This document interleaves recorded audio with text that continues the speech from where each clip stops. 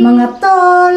Welcome back muli sa aming channel. Kami nga pala ang Just Just Louie Louie Ace. At syempre for today's vlog, Tol Ace, it's all about Usapang OFW. At meron tayong napakagandang topic for today, Tol Ace. Oo Naku, nga. ito ay ang 5 bagay. 5 bagay kung bakit nga ba madaling ma-scam ang mga OFW. Okay, so napakarami na pong nai-scam na mga OFW. Ito'y naku, way back pa, Tol Ace, no? Sinaunang panahon pa ata yung mga scammer na to. Pero, alam mo, napaka, ano na ng generation ngayon, di ba? Di ba napaka-modern na? Pero bakit ang dami pa rin nai-scam? Hindi nyo pa rin ba nalalaman kung paano, di ba, yung mga way ng mga scammer at bakit kayo nai-scam? Okay, so, bibigyan namin kayo ng 5 dahilan. Ayan. Di ba, Tol Ace, kung bakit ang mga OFW na kagaya natin ay nai-scam. Okay, so number 1, being loneliness. Yeah. Ayan. Or sadness. Okay, Tol Ace, paliwanag mo kung bakit nga ba. Siyempre parang malungkot ka, di ba? Oo. Kinakailangan mo talaga na may kausap, na may kaibigan ka talaga na kausapin mo araw-araw ganun, pero kung minsan kasi parang nag-isa ka sa mundo na. Naghanap ka ng kausap mo. Oo. Kaya nga, kung may nakita ka sa cellphone, di ba? At inad mo, siyempre, kaibigan mo siya. Kahit paano, may ibsan yung lungkot mo. Siyempre, may ibsan yung lungkot mo. Kaya tuloy-tuloy ka nakikipagkaibigan. Siyempre, hanggang may love ka, ganun. Kung lalaki yung kwan mo, di ba? Yung kausap mo. Sadness, kalungkutan ng isang tao na akala niya is nag-iisa na nga lang naman siya sa mundo. Na kapag may nag-message nga naman sa kanya is, yun na yung magiging kaligayahan niya eh. Diba? Kasi feeling niya, hindi na siya nag-iisa kung merong kakamusta sa kanya. Kasi yun lang naman ang gusto ng mga tao, diba? Ang gusto nating ng mga bawat tao sa mundo is may kakamusta man lang sa atin. Ngayon, ang feeling ng OFW na ito is, wala na siyang kaibigan. Diba? Lalo ng mga pamilya mo, hindi man lang tumatawag sa'yo. Hindi man lang tumatawag sa'yo. Siyempre, yung mismo. Wala kang company. Parang wala kang kakampi dito sa mundo, gano'n. Hindi din naman sa walang kakampi sa mundo, kundi parang naghahanap ka lang rin naman ng kaligayahan. Kung parang lang mo talaga totoo yan. Okay, so isa yan, no, kung bakit madaling ma-scam ang mga OFW dahil unang-una, dahil nga sa malayo ka sa pamilya mo, di ba? Kaya, ayun, makikipag-usap na lang. So, ano ang mangyayari? Yung damdamin mo is bigla na lang na akala mo talagang mahal ka nung kausap mo. Kung feeling mo talaga may love kasi nga, siyempre sa araw-araw yung pinag-chat-chat, ganun. Siyempre, masarap ang usapan nyo. Yun nga. Kasi nga kinakamusta ka. Araw-araw, nagme-message sa'yo. Siyempre, yun ang inspirasyon mo kung tutusin sa araw-araw. Tama yan. So, ano ang mangyayari dahil nga sa akala mo is may kakampi ka na, yung parang sinasamantala, di ba? Yung kalungkutan. So, dahil nga sa parang napaibig ka na sa kanya, so, sasamantalahin ka na nun. So, hihingian ka na ng kung ano-ano. Dahil nga sa, di ba, na-inlove ka sa kanya. Anong gagawin mo? Siyempre, pagbibigyan mo na. So, doon na papasok yung scamming. Di ba? Na ikaw, maluloko ka ng nanluloko. Di ba? So, anong gagawin mo is magpapadala ka. So, doon na papasok yung scamming. Gagawin kasi ng scammer is sasamantalahin ka. Dahil nga alam niya na na-inlove ka na sa kanya. So, ano ang gagawin niya? Doon na siya babanat ng hingi sa'yo ng pera. Di ba, Tol Ace? So, anong gagawin naman ng Pilipina or ng mga OFW na, yun nga, na-inlove na nga sa scammer na yun? Siyempre, papadala siya. Kahiyaan na yan eh. Di ba? Parang hindi na yan siya parang makakatakas pa. Dahil nga sa matagal na nga naman kayo nag-usap, feeling nyo is talagang kayo na. Di ba? So, may mangyayaring scamming. Di ba? May mangyayaring panloloko at maloloko. Kaya, yan ang unang-unang dahilan kung bakit nai-scam ang mga OFW. Being loneliness or sadness. Okay, so, punta naman tayo, Tol Ace, sa ating pangalawang dahilan kung bakit nai-scam ang mga OFW. Broken heart hearted, Tol Ace. Ikaw ba, ilang beses ka ba na broken? Ayan. Oo nga, talaga naman. Ilang Okay, beses Tol na. Ace, ipaliwanag mo kung bakit pangalawang bagay na dahilan ang broken hearted. Siyempre, upset ka talaga.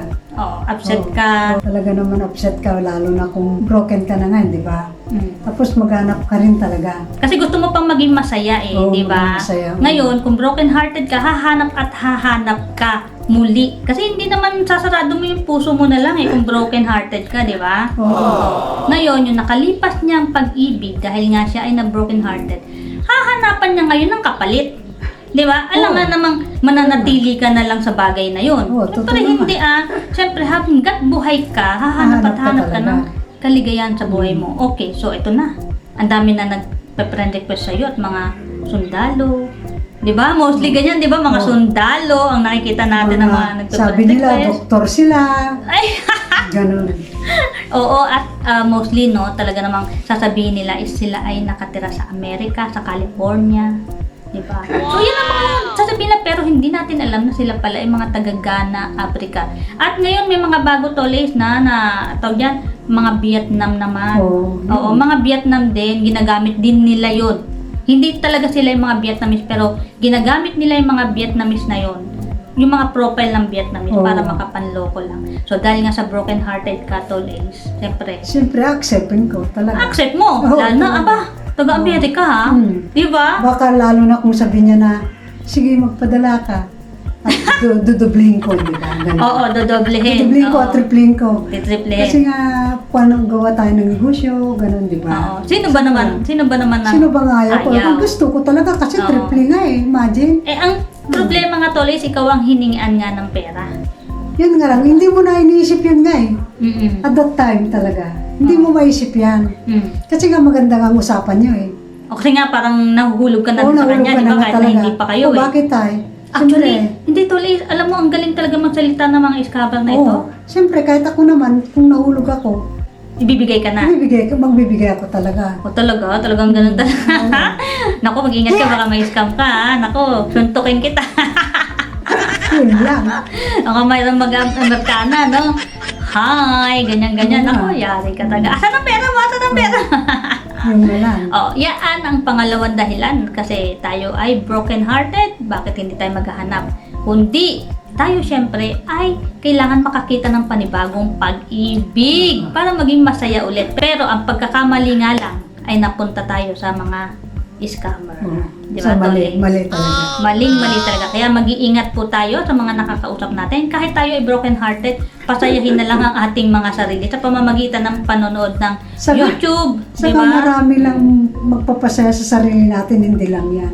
Oo, hindi lang yan. Wala ba Oo. tayong mga Oo, diba, kaya family? pilitin mo yung family mo na makikombinate. Communicate. Para communicate para mako naman yung pakiramdam mo. Oo. Kung ano mang nararamdaman mo, dapat pa ikaw rin ang nakakalutas ng problema.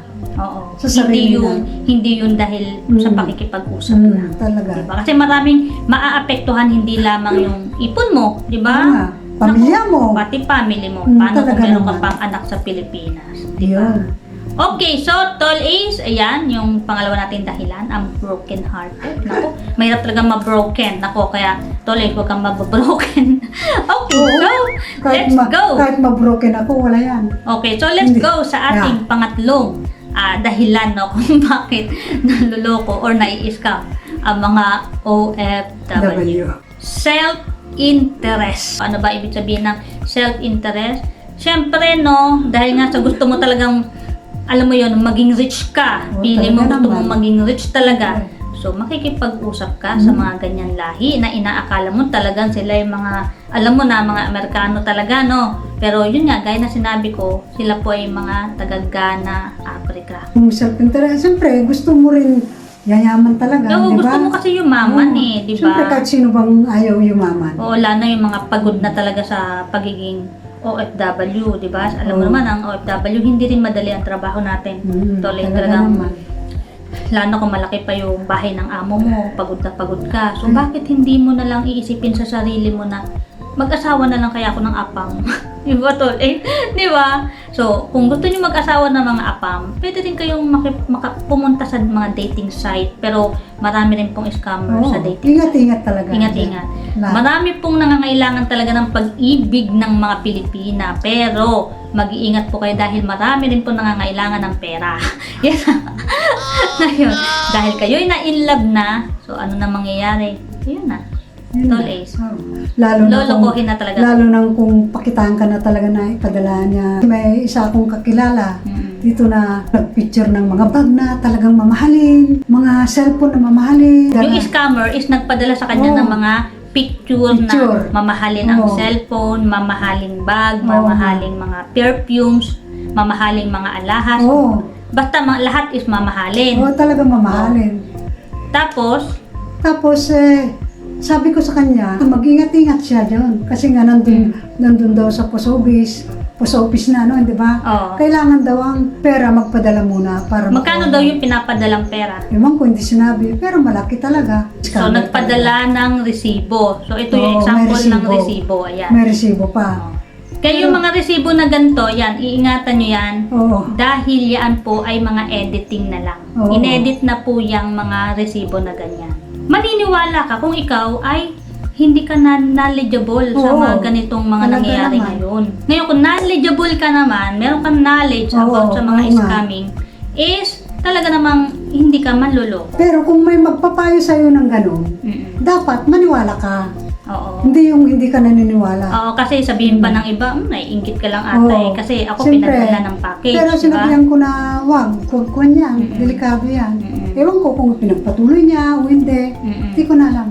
Pag-iingatan po natin dahil ikaw ba naman meron kang jowa? Ikaw pa pagbabayarin ng mga package na yun sa post office? Bakit kailangan ka pa magpadala ng pera? Bakit kailangan mo magpadala ng pera? Yun din ang isipin mo. Oo, para matanggap mo lang yung mga package.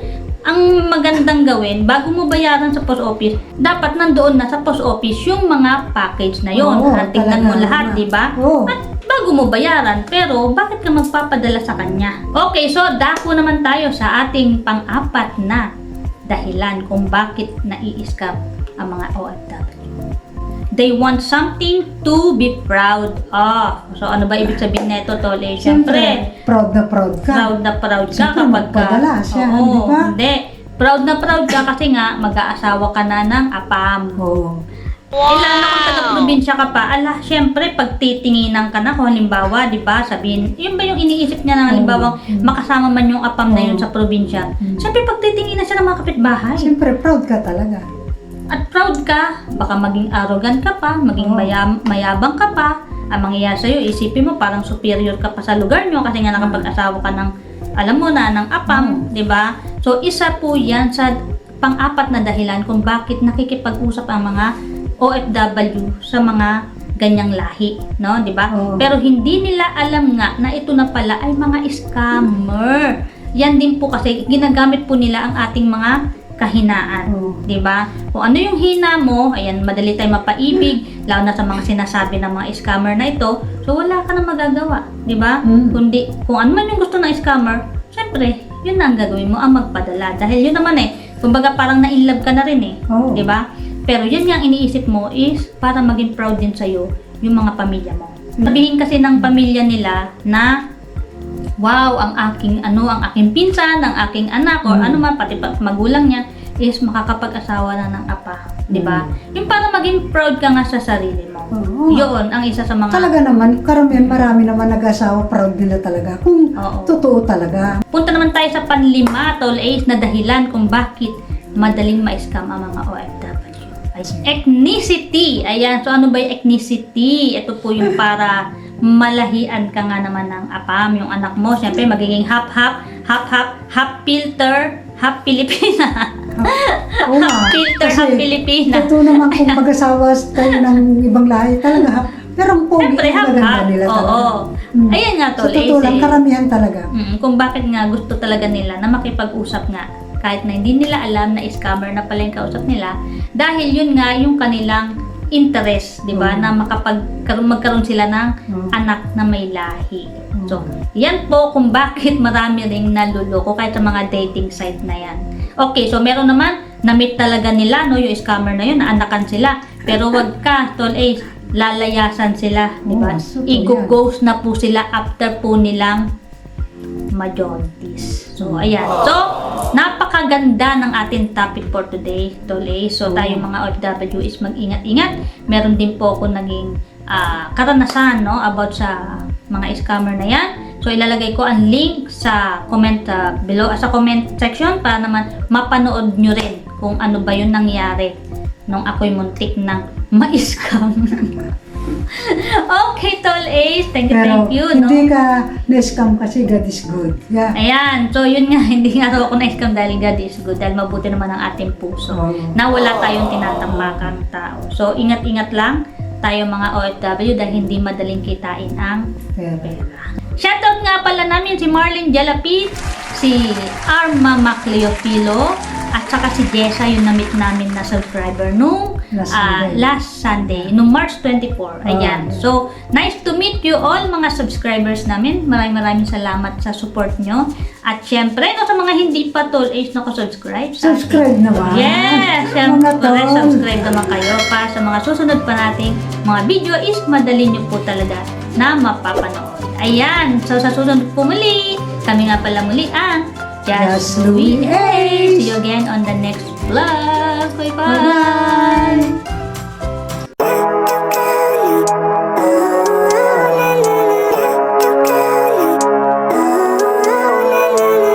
Living life, every day, late at night, not okay. All I want, and I pray, all I need are some better days.